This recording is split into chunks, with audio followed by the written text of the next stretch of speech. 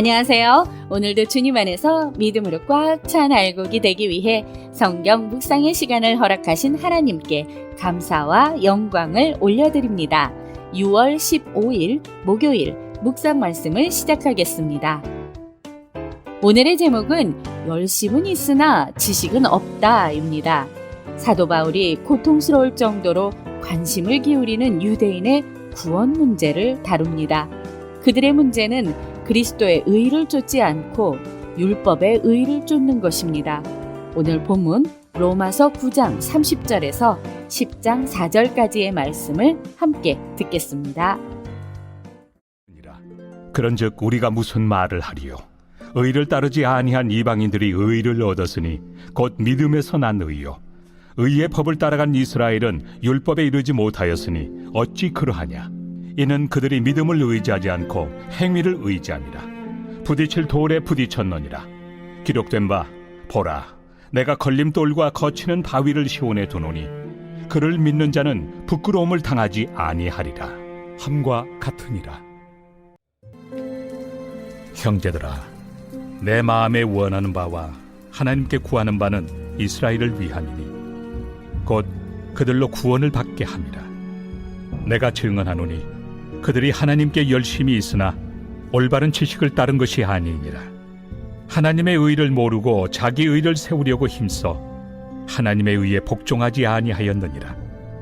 그리스도는 모든 믿는 자에게 의를 이루기 위하여 율법의 마침이 되시니라. 하나님은 어떤 분이실까요? 로마서 10장 4절 말씀을 보시면 예수님은 하나님이 율법을 주실 때 도달하게 하려고 의도하신 목표에 이르셔서 율법의 마침이 되셨습니다.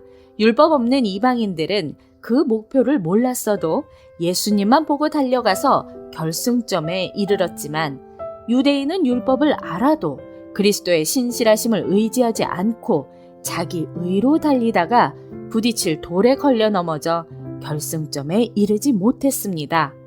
하나님은 율법 없는 이방인이나 율법 있는 유대인이나 모두 믿음의 원리를 따라서 구원을 얻게 하셨습니다.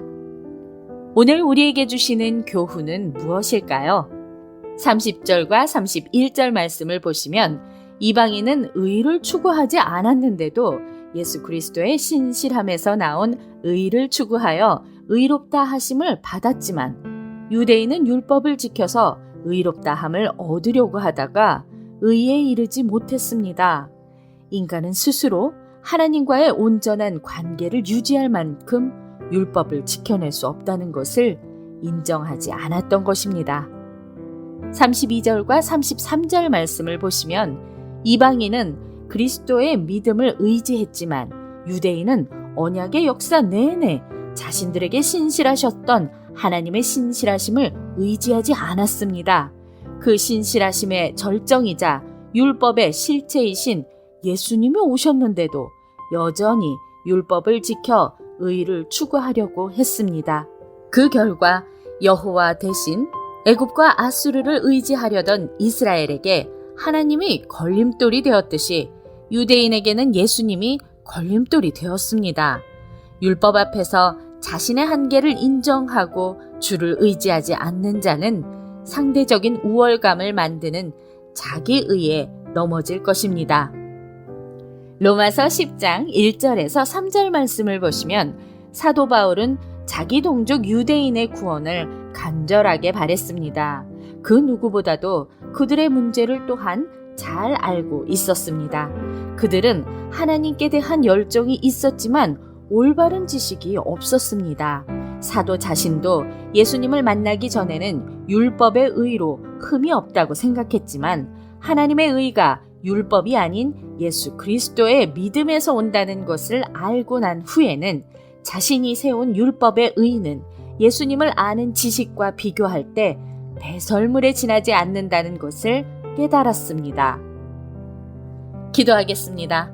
하나님, 오늘 우리에게 주신 말씀대로 예수님을 의지하고 나서야 하나님과의 온전한 관계 속으로 들어갈 수 있다는 사실을 믿게 하여 주시옵소서. 예수 그리스도의 이름으로 기도드립니다. 아멘.